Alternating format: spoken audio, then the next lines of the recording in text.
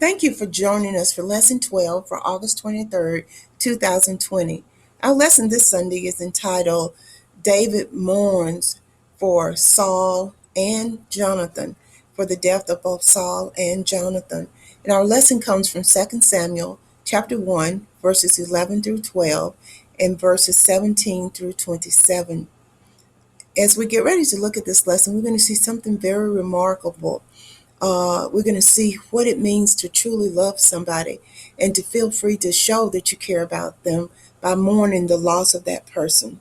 This lesson is also going to point out the fact that regardless of a person's shortcoming, there's still a lot to love, and that you can always see the better part regardless of whatever those shortcomings were. So I'll read the scriptures to you, and they read as follows. Then David took hold of his clothes and rent them, and likewise all the men that were with him. And they mourned and wept and fasted until even for Saul, and for Jonathan his son, and for the people of the Lord, and for the house of Israel, because they were fallen by the sword. And David lamented with this lamentation over Saul, and over Jonathan his son. Also he bade them teach the children of Judah that the use of the bow, behold, it is written in the book of Jasher, the beauty of Israel is slain upon thy high places. How are the mighty fallen? Tell it not in Gath, publish it not in the streets of Ashkelon, lest the daughters of the Philistines rejoice, lest the daughters of the uncircumcised triumph. Ye mountains of Gilead, let there be no dew, neither let there be rain upon you, nor fields of offering. For there the shield of the mighty is vilely cast away, the shield of Saul, as though he had not been anointed with oil. From the blood of the slain, from the fat of the mighty, the bow of Jonathan turned not back, and the sword of Saul returned not empty. Saul and Jonathan were lovely and pleasant in their lives, and in their death they were not divided. They were swifter than eagles, they were stronger than lions. Ye daughters of Israel, weep over Saul, who clothed you in scarlet with other delights, who put on ornaments of gold upon your apparel. How are the mighty fallen in the midst of the battle, O Jonathan? Thou wast slain in thine high places. I am distressed for thee, my brother, Jonathan. Very pleasant hast thou been unto me. Thy love to me was wonderful, passing the love of women. How are the mighty fallen, and how the weapons of war perish. In this lesson, we're looking at David's response to the news of the death of Saul and Jonathan.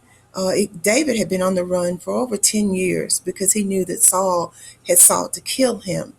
But at this time, when this lesson opens up in this verse, news has come to David that Saul is dead.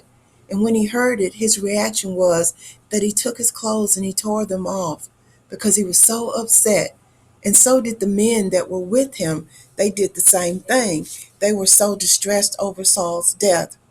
And they all mourned because of his death. They wept and they fasted, so much so over Saul and Jonathan, because they knew that those two people had defended Israel in a mighty way. They were mighty warriors, and they were not afraid to stand up to enemies in order to protect Israel.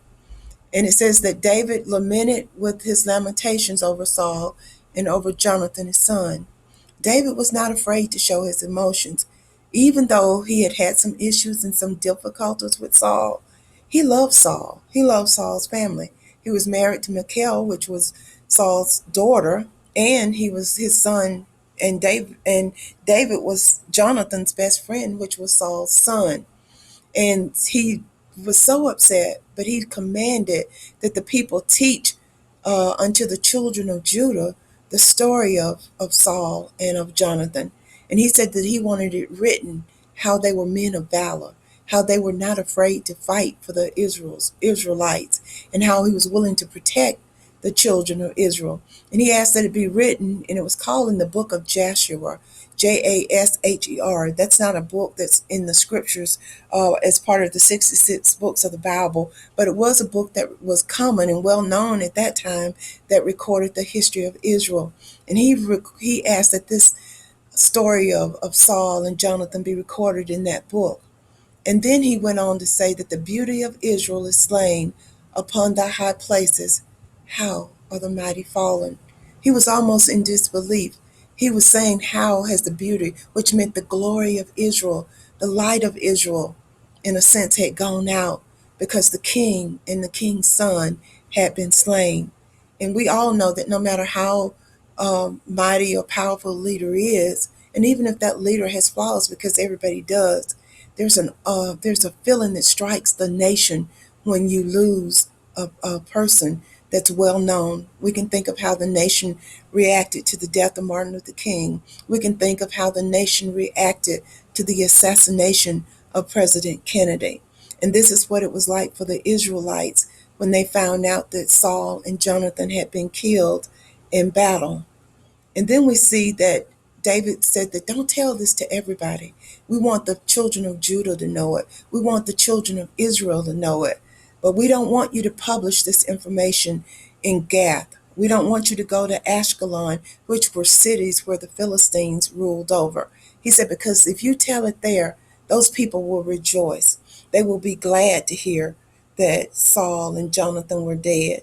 And he said that they will think they've triumphed because of, or that they were victorious because of these men's deaths, because they knew of their strength. They knew of their valor. They knew of their power. And then he even went so far as to curse the mountain of Gilboa. He says he didn't want any dew to fall on that mountain. And he said that he didn't want any rain to fall on that. And he didn't want them to have any field offerings, which he didn't want the land to give up anything to the people because they'd slain King Saul and Jonathan in that area. And then he went on to say that their blood would run through the fields and through the mountains because they lost their life there. And he said that they still would not return empty, even though they gave their life on behalf of the Israelites. There was still a victory to be found there. He went on and said that Saul and Jonathan, that they were pleasant people, which meant that they were good people, that they did good things in their lives and for the lives of others. He said, but even in their death, that Saul and Jonathan couldn't be divided. This father and son were still together, and that they died for their country, and that they were like eagles. They flew high. They looked out for this nation. They could see things sometimes that others could not see, and that together they were stronger than lions. And we all know that the lion is considered the king of the jungle, which made this even worse when you see that the ones that you look to in power and strength had been struck down in death. And he went on to tell the daughters of Israel, he said that you should weep. Don't feel bad about weeping over Saul or over Jonathan, because they've protected you. They've given you clothes of scarlet. They've covered you. They've given you ornaments of gold, which meant he'd always considered the children and the women of Israel special, and that he made sure that they were treated as princes under him, and that he made sure that they were blessed. And then it goes on again in verse 25 to remind us, oh, how are the mighty fallen in the midst of battle. O Jonathan, thou wast slain in thine high places. It said that Jonathan was right there beside his father, that he was mighty in battle, but even with his commitment that he'd been killed. But there again, there was victory. There was a victory because the people could rejoice in knowing that he was willing to give his life for them. In his distress, David cried out that Jonathan was a brother.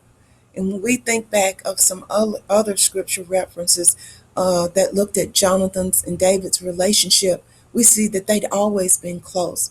At one point, Jonathan had reminded or let David know that his father was about to kill him and had tracked him down to a cave.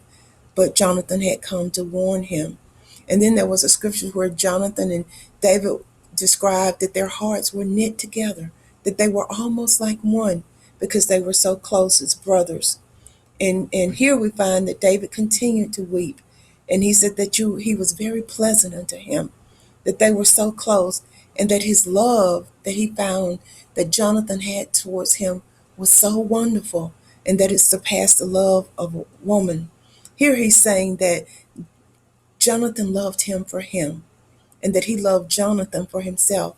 There was no trying to to to beat the other one out of anything, that they truly loved each other in their strengths and in their weaknesses, and that they were accepted each other for themselves.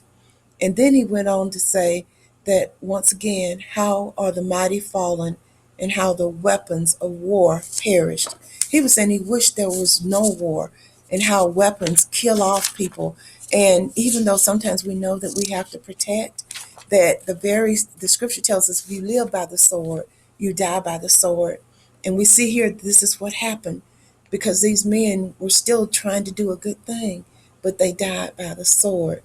Now, a practical point says that Christians should mourn the passing of loved ones, as well as those that we have difficulties with. Sometimes there are people in your lives that have not always been the very best to you, but the scripture says that we should love them anyway, and that we should mourn their passing, because every life, every person created by God has value.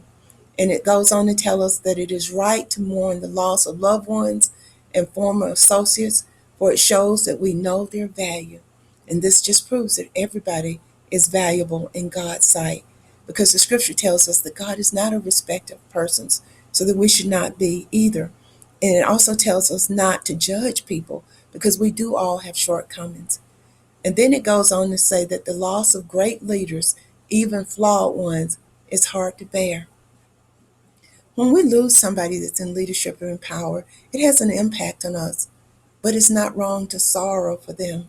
But the scripture tells us that in our mourning and in our sorrow, that we should not sorrow as one that have no hope. He's telling us that when we lose those that we love, that we can feel bad and we can feel sad, because we know we won't be around them in this side of the heaven, but that we will, because we know that we will see them again, that we still can rejoice. Then he goes on to say, it is good to realize the legacy of those we have lost while we mourn their loss. Everybody leaves a story behind. Everybody's touched somebody's life. And it's okay to know that that's a sign that we've walked this earth, that we've done some good. And then it says, when we have lost loved ones, we should not try to bypass the time of mourning. The scripture gives us permission. Even so, sometimes in life, people tell you, don't cry, don't feel bad. It's God's will. The scripture tells us it's okay to mourn, and it's okay to realize the loss of a loved one. But he tells us that weeping endures for a night, but the joy comes in the morning. So it's okay to be sorrowful, but he says, don't linger there. Don't linger there. That we can rejoice, because we will see them again. Talk to you next week as we look at another lesson from our Sunday school.